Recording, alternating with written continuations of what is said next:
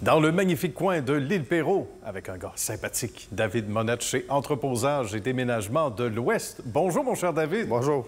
Il y a de l'action chez vous, ça ne manque pas. On profite d'une de tes rares pauses dans une journée et dans une semaine pour parler de ton succès aussi à toi, même sans te faire rougir parce que ça part de loin, même si tu es encore jeune. Un domaine d'activité qui t'était cher depuis longtemps ou c'est arrivé un peu par hasard dans ta vie?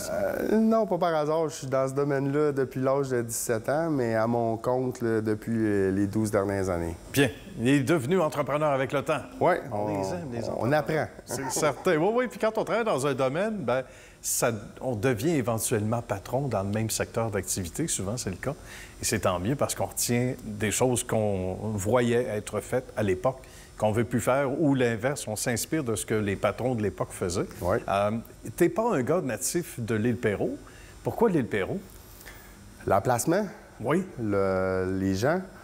La chimie, tout ce qu'on peut retrouver ici, c'est un peu le meilleur des deux mondes pour beaucoup de choses. C'est bien. Puis c'est vrai que c'est un coin attachant. L'accès à l'eau aussi, exactement. C'est magnifique. C'est très, très beau. Pas très loin du Montréal métropolitain également, de Montréal tout court, de la ville de Montréal. Donc pour exactement. le travail, Montréal de côté, la plus campagne ou banlieue qu'on peut dire, Saint-Lazare, tout ça là, à côté, là, mais on a un bel emplacement ici.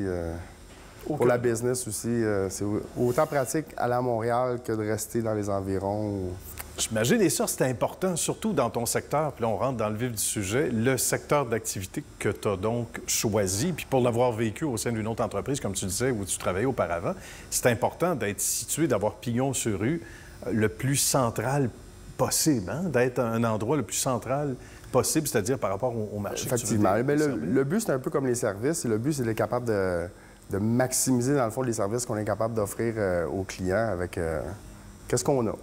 Et ça ressemble à quoi? Allons-y, on va mettre la table sur les services. Ça ressemble à quoi? Parce que certains vont dire, bon, un déménageur et un autre, c'est pareil, c'est pas vrai. Raconte. Effectivement, non, c'est pas vrai. Ici, on est dans une petite compagnie familiale.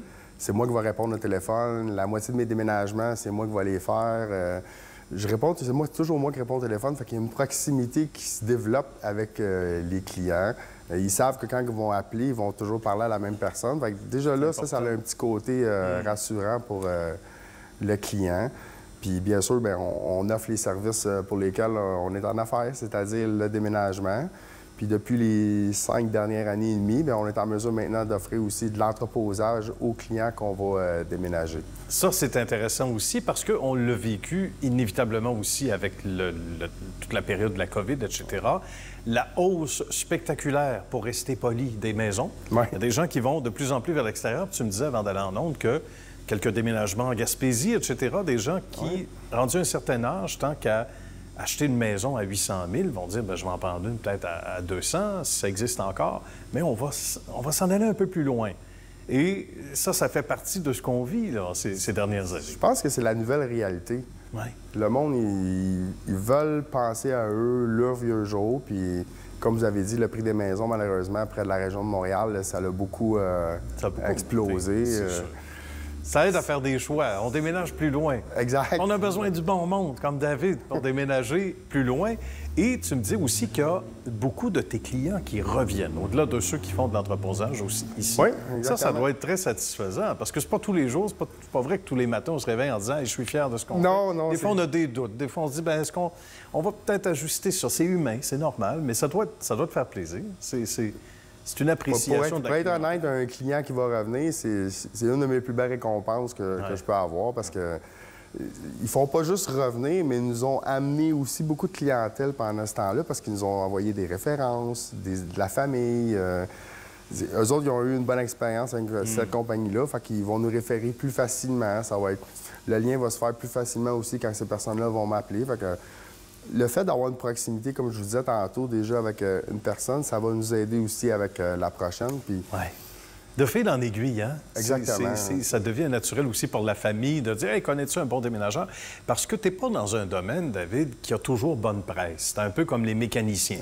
Faut dire « Ouais, je connais un mécanicien, mais il est honnête. » Mais oui, mais pourquoi ça devrait... Je connais un bon déménageur, mais il est bon. Bien non, j'espère, tu sais. Mais tu as l'impression qu'il faut toujours que tu marques des points comme ça et ça fait en sorte que tu apprécies encore plus quand les gens reviennent comme ça, ta clientèle? Exactement. Comme vous dites, effectivement, oui, on peut avoir une mauvaise presse à cause de plein d'histoires qui est arrivée dans le passé, mais on peut pas juger un livre à sa couverture. Je pense que...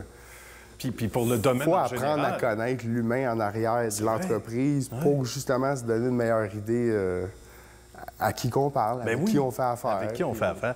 J'aime l'idée que tu disais tantôt, c'est moi qui réponds au téléphone, c'est parce que tu prends ça sur tes épaules, mais c'est une question de transparence aussi. Exactement. On répond, on est là. Et pour ceux et celles qui veulent avoir des détails, parce qu'il y en a, j'imagine, qui nous regardent en disant, ben oui, ça peut-tu être juste un déménagement temporaire? Il y a le côté entreposage pour tes clients, il faut le répéter. Mais sinon, il y en a qui vont dire, peut-être juste quelques morceaux. Il n'y a pas de mauvaise question. Les gens non, effectivement.